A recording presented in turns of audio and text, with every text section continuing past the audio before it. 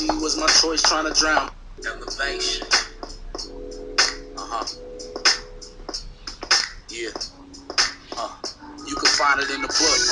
Some find it in the kush. If you high enough, you can find it in this hook. In the sea was my choice, trying to drown myself. I went looking for it, that's when I found myself. Yeah. Call it the spirit, call it God, call it love, call it the most high. As above, so below. With myself, I went toe to toe a couple times. A couple rhymes can never be enough to put it all together. So be patient when you're hearing me. Never mind my words, just focus on the energy. What you feeling? Is it the same shit you accustomed to hearing, or is it another wavelength? We heading to a place we ain't never been. Riding on a wave that'll never end. So forgive me if I didn't make you dance. I just wanted to make you think if we ain't doing that, then we could never win. Close your eyes, look inside. Do you see the shining light? It will come when you are mine. I believe, oh, there's better days ahead. I know right now it seems like shit is off of the, but I still believe, oh yeah. And if tomorrow comes, I know what it brings. Peace. What's going on with you? I'm Mr. Lamel here. Thank you for joining us. Let's get right into this Moorish wisdom. Today we are reading from the Upanishads, the ancient teachings. It's of the Hindu faith, and it was believed to have been written about 700 BC, which is a very interesting time in history. Let's get right to it. Yama said, "The good is one thing, and the pleasant another. These two, having different ends, bind a man. It is well with him who chooses the good. He who chooses the pleasant misses the true end. The good and the pleasant approach man. The wise examines both and discriminates between them.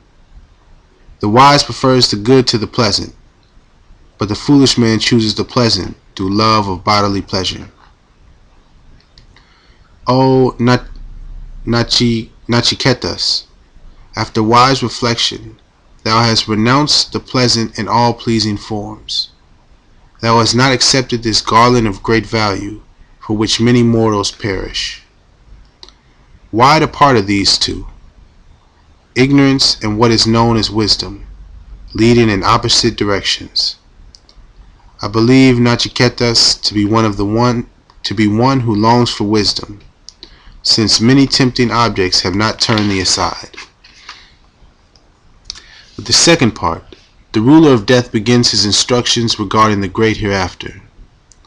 There are two paths, one leading Godward, the other leading to worldly pleasure. He who follows one inevitably goes away from the other, because, like light and darkness, they conflict.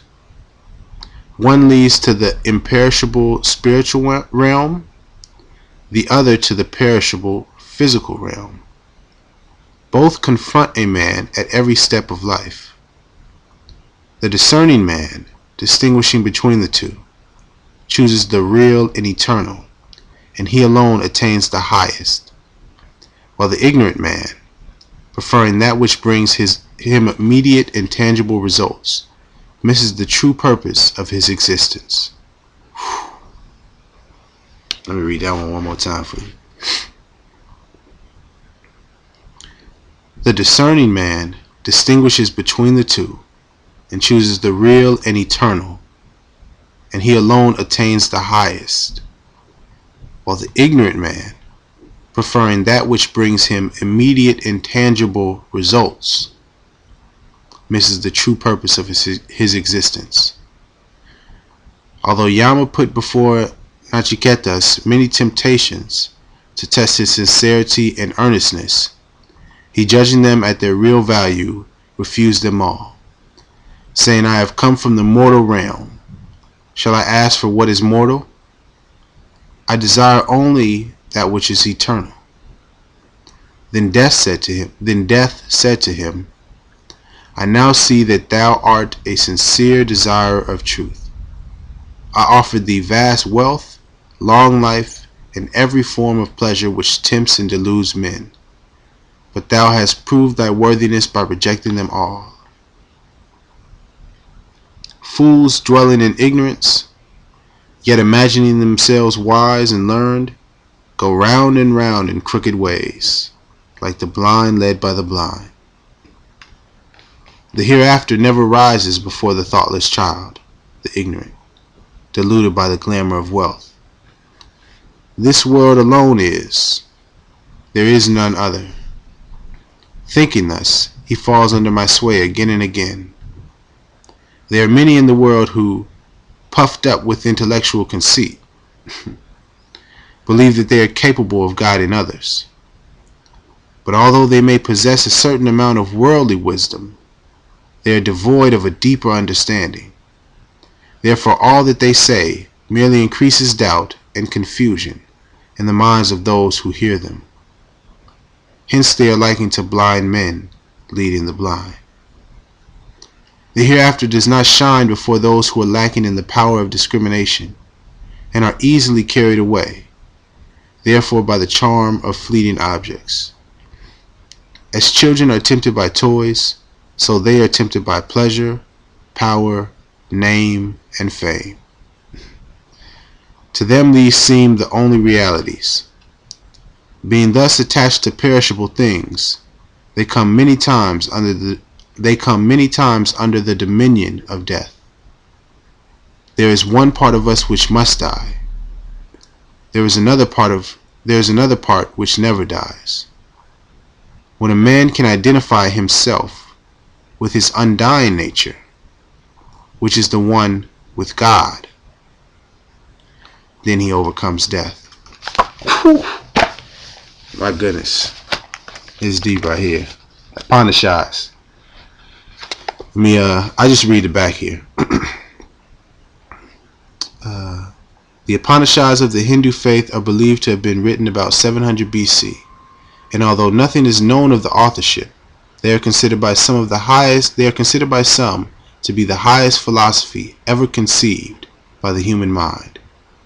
By using the principles of concentration, meditation, and the medium of storytelling, the Upanishads may help those who are seeking the advancement into the inquiry of truth. Through timeless prose and revealing metaphors, the Upanishads pass down the wisdom of the ancients and teach us how, through the path of yoga, we can live beyond the treacherous web of karma to the final and blissful union of the personal soul and the universal soul. The Upanishads have long been recognized as the source of spiritual knowledge and deal with mankind's greatest mysteries: the nature of God, man's purpose of existence, and ultimate salvation. I hope you found something worthwhile with this video listening. If you have something that you would like me to read, or a question that you would like me to speak on, just let me know. iamhhtemple@gmail.com. Once again, iamhhtemple@gmail.com, or just send a message in the comment section. All right, peace and love. Thank you.